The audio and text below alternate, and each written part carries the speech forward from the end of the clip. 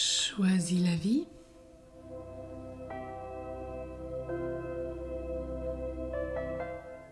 Une mère possessive.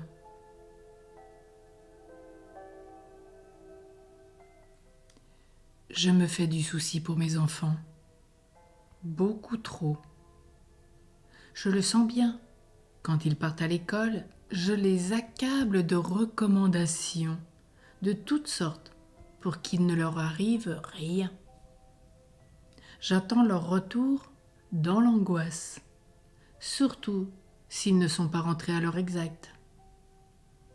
Je refuse qu'ils aient des sorties avec des camarades de leur classe, tant j'ai peur des accidents.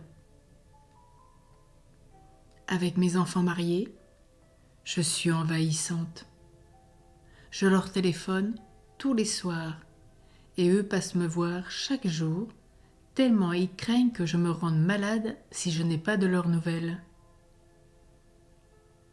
Je n'ose pas partir en vacances avec mon mari, de peur qu'en notre absence, il arrive quelque chose à l'un de nos enfants ou petits-enfants.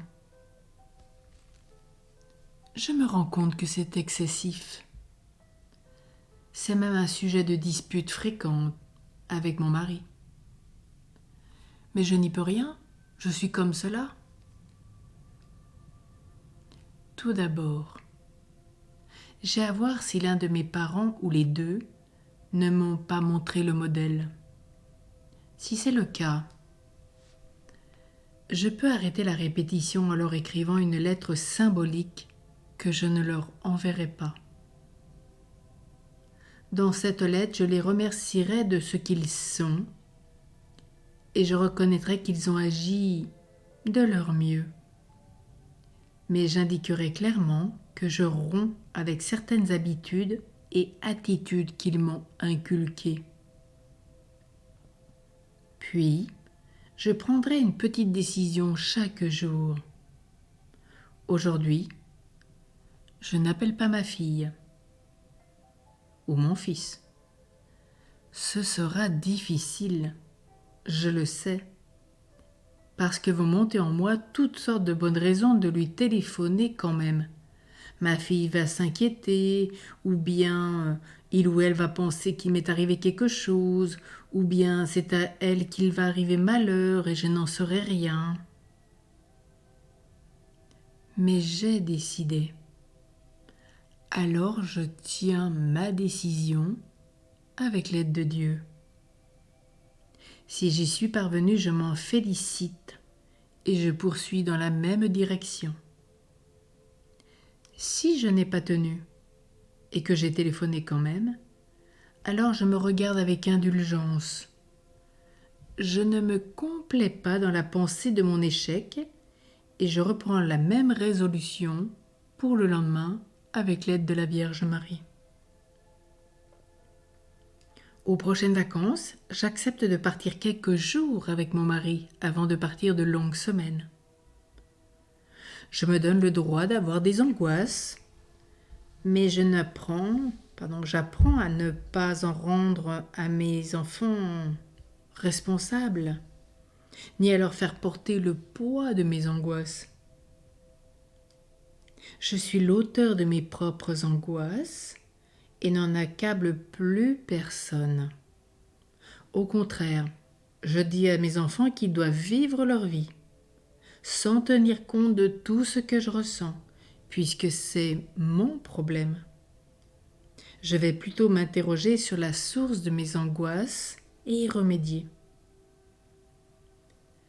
Alors aujourd'hui, à chaque femme, épouse et mère, je choisis la Vierge Marie dans ce chemin pour qu'elle m'aide. La Vierge Marie n'a jamais possédé son enfant. Elle l'a reçu de Dieu. Elle a offert chaque jour à Dieu. Elle ne l'a possédé en rien. Là où il allait, elle accompagnait de sa prière.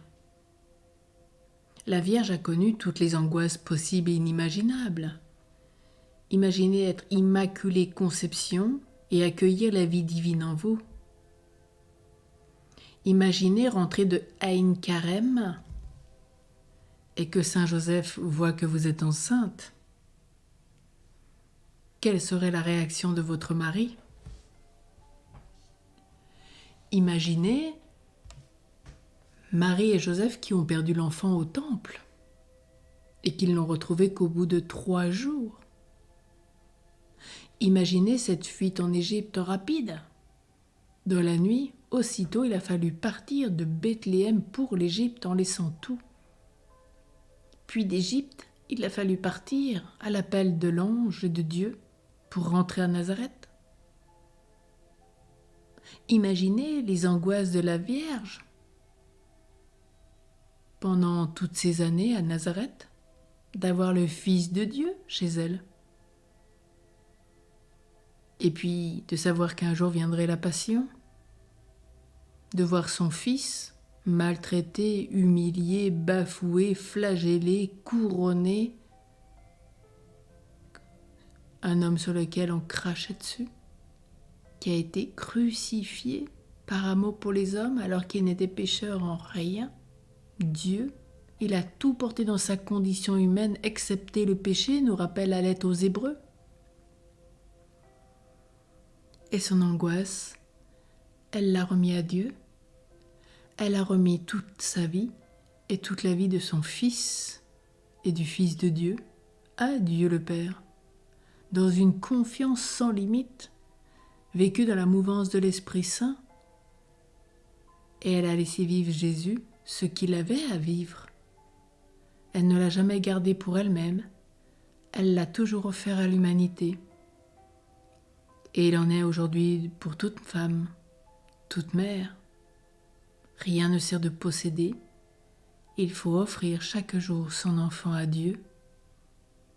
Dieu lui montrera le chemin, remettre toutes ses angoisses, toutes ses difficultés, accepter de vivre ces états d'angoisse dans la prière. La Vierge a vécu au pied de la croix debout dans des terribles douleurs.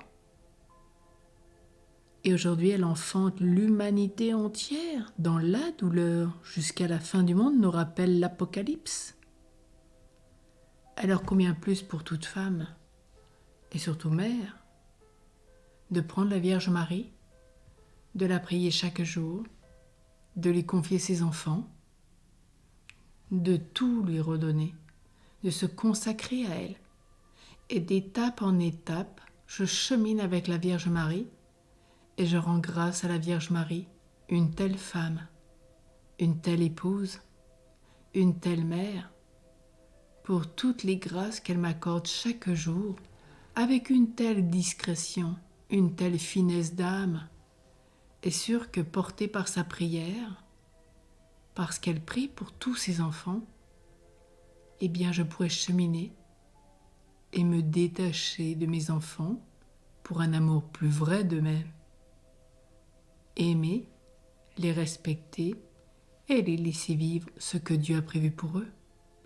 Quel chemin! Vive Marie!